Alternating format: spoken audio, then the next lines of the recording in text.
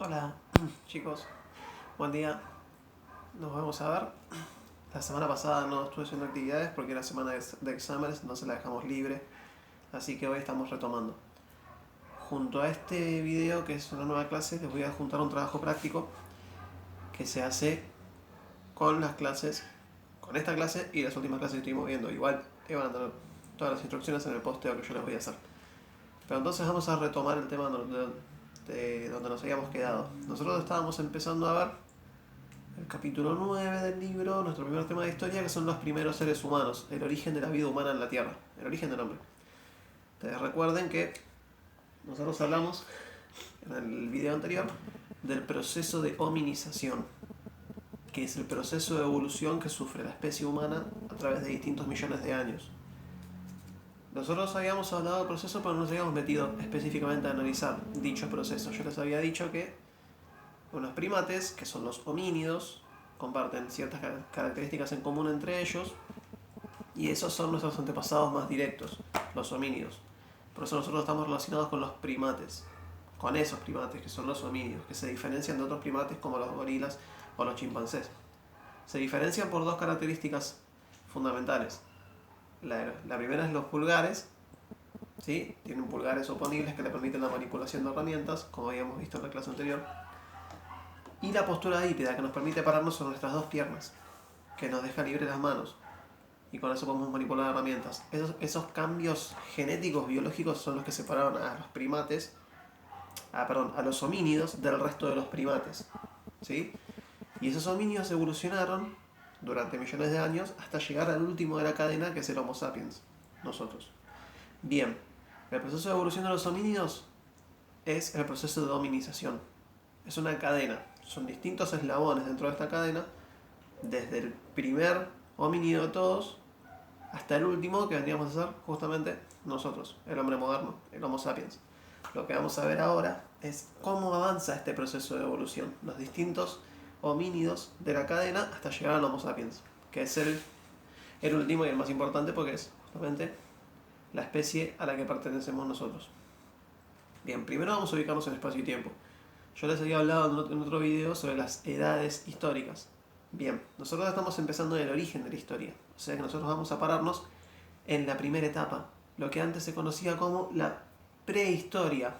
Hoy la conocemos como etapa ágrafa. La historia sin historia escrita.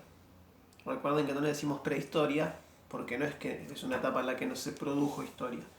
Ustedes tienen que recordar, lo vimos en las primeras clases, toda acción del hombre, todo pensamiento, toda palabra, todo discurso, toda cosa que hace deja una huella en la tierra.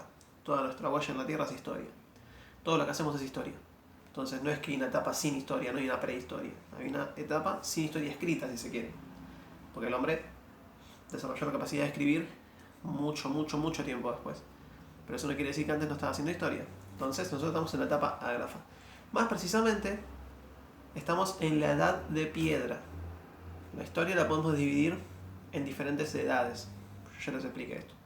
Nosotros estamos en la edad de piedra. La edad de piedra, como bien dice el libro acá, se caracteriza por el desarrollo de técnicas de caza y herramientas de piedra. Dentro de esta etapa se diferencian dos periodos, el paleolítico y el neolítico. Nosotros ahora nos vamos a ubicar en el paleolítico, la edad de piedra. Es en esta edad de piedra en la que el hombre comenzó a dejar su huella en la tierra. ¿Y por qué justo en esta etapa? ¿Por qué justo ahora? Como bien dice el libro, hubo un factor importantísimo para que el hombre pueda aparecer en la tierra, que es el cambio climático. El proceso de hominización estuvo relacionado con muchos factores. Uno de ellos fue el periodo de cambio climático global conocido como glaciación.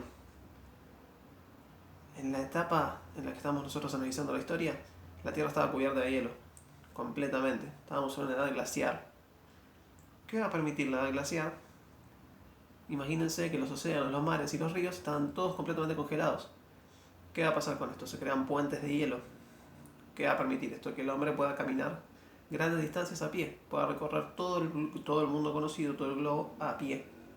Esto va a ser fundamental para que el hombre, que se origina en el continente africano, pueda expandirse a pie por todo el resto del planeta, gracias a la glaciación. Bien, Habiendo dicho esto, vamos a meternos ahora sí en el proceso de hominización propiamente dicho.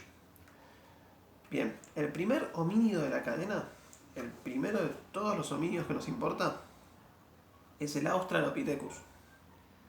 Fue descubierto en Etiopía, África, en 1972. O sea, recién en 1972 descubrimos los huesos o los restos de los primeros homínidos que pisaban la Tierra. Se estima que la antigüedad de este homínido es de 3.5 millones de años. ¿Qué quiere decir esto? Que nosotros podemos responder a esta pregunta. ¿Cuándo situamos el origen del hombre? ¿Hace cuánto el hombre se originó en la Tierra? Hace aproximadamente unos 3.5 millones de años. Perfecto. Los Australopithecus eran bípedos, pero eran muy diferentes a los seres humanos modernos. Tenían brazos mucho más largos, tenían pies y manos más curvas, o sea, más encorvadas. Esto demuestra que todavía se agarraban de los árboles, por ejemplo. Pero, y esto es fundamental, no poseían inteligencia para fabricar herramientas. Su cerebro era más chico, su mandíbula era más grande. Esas son las características de Lucy, que es el nombre que le pusieron los científicos al primer Australopithecus encontrado. O sea que, repito, el origen del hombre podemos ubicarlo más o menos hace 3.5 millones de años. ¿Dónde? En el continente africano. El Australopithecus, vivió, se desarrolló durante muchos millones de años y evolucionó. Se fue adaptando cada vez mejor al ambiente y fue evolucionando. Y el segundo homínido de la cadena es el Homo habilis, que significa hombre habilidoso. Este es considerado el antepasado más directo de los seres humanos modernos. O sea, nosotros estamos muy relacionados con lo que fue el Homo habilis. Tiene una antigüedad de 2.4 millones de años. También se originó en África. Y los Homo habilis, y esto es fundamental, fueron capaces de fabricar las primeras herramientas de piedra. A diferencia de los Australopithecus, tenían un cerebro más desarrollado y eran más altos. Estos homínidos vivían en chozas y se alimentaban de los restos de los animales muertos. Bien, entonces, ya hay una diferencia fundamental. El Homo habilis, que es el siguiente eslabón de la cadena, tiene 2.4 millones de años de antigüedad y poseía la capacidad de desarrollar herramientas de piedra. Esto es fundamental. Al Homo habilis lo siguió el Homo erectus, que vivió hace 1.9 millones de años.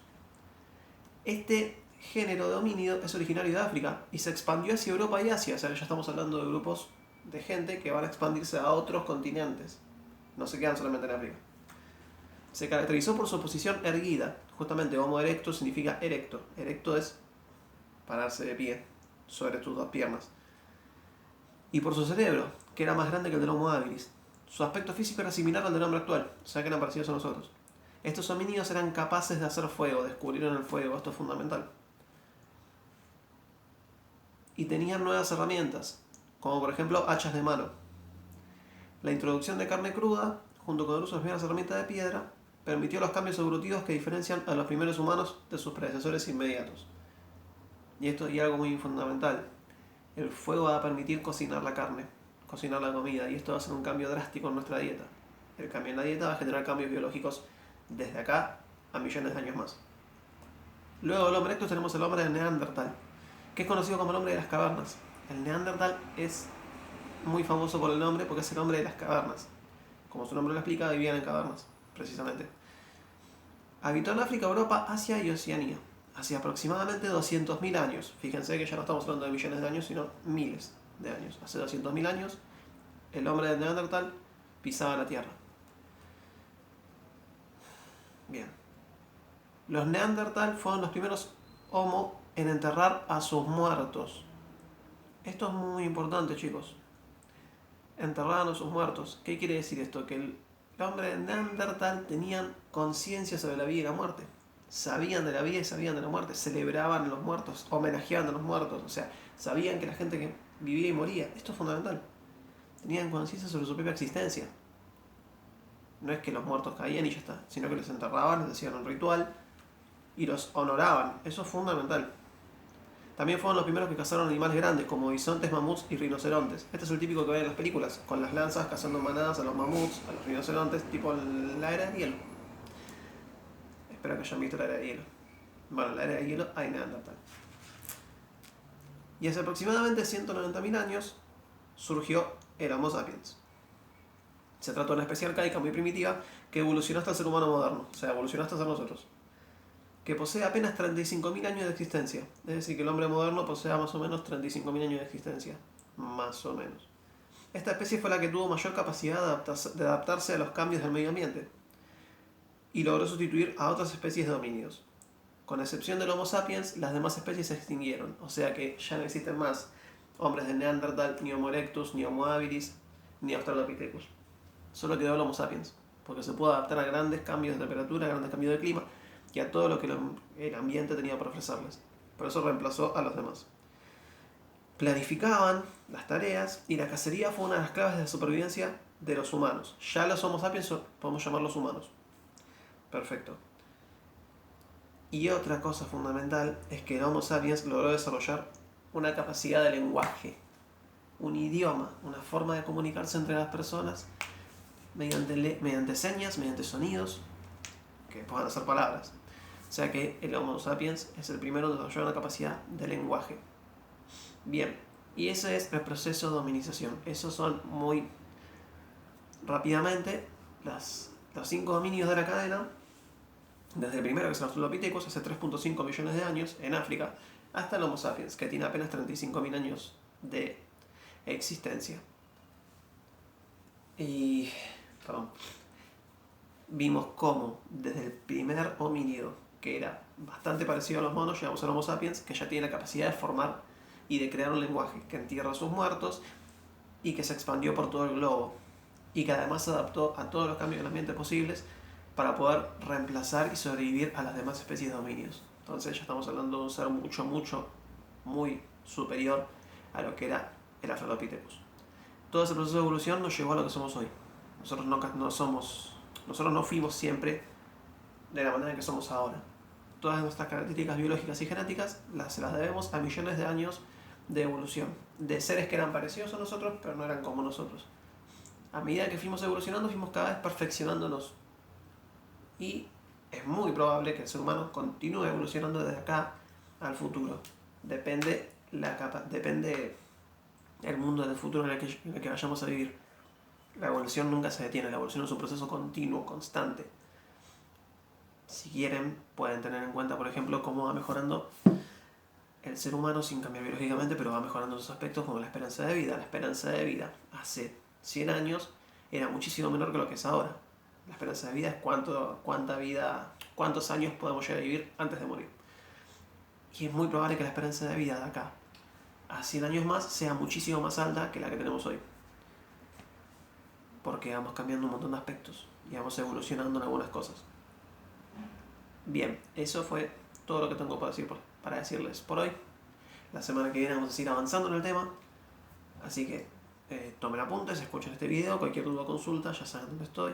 Les mando un abrazo grande y nos estaremos viendo en la próxima videoclase. Nos vemos.